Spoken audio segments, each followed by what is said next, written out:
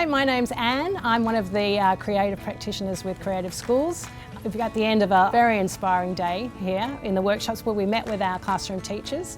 Great opportunity to sort of find kindred souls. I think there was a shared element of a bit of trepidation about where things would head, but I think there was this lovely synergy by the end of the time that we were both prepared to make mistakes and tread the pathway together.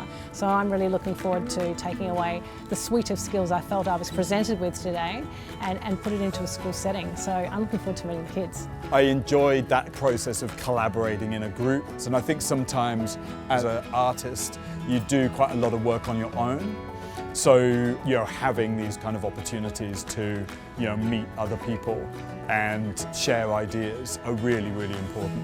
One of the things that's really inspired me is this idea that we have been given almost like a permission or a license to encourage the kids to look at and learn about the process. The value is in the journey. A creative thinker often is not just a problem solver, they're a problem seeker. They're looking for something where they want to change, they want to adapt. So to be a critical thinker is to then not just go with your first idea as the best idea, but how do you unpack it? How do you tease it and tangle it and turn it into something else?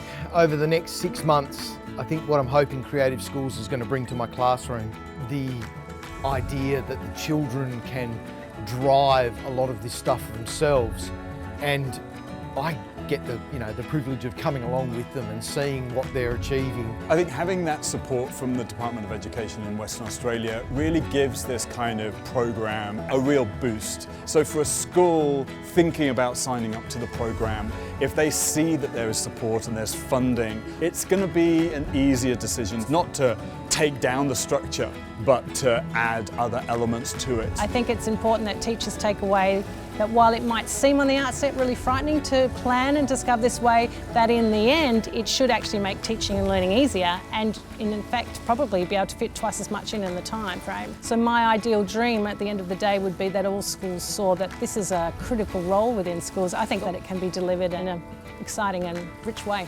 I want the kids to be able to see it as a sense of fun and a sense of excitement and a sense of wonder, but also as a sense of there is a purpose to it. So often it's the child who has difficulty concentrating, who doesn't find the rote learning easy, who suddenly becomes the shining star. And anyone knows that as soon as you experience success, that builds a sense of who you are as a person. In the future, jobs will really change. I think, we already know gone are the days of having one job for life. And I think the kids of today who are going through the school will need to have imagination. They will need to be inquisitive. They will need certainly to be persistent, and they'll need to be able to change. With the Creative Schools program, I hope that students have an essence of that they own the learning. When they're out in the real world solving a problem, they'll use the skills they've learnt. They'll use the language of, oh yeah, actually, how can I approach this differently? Here's the way I dealt with it once before. So it'll really have that currency of being a real life skill.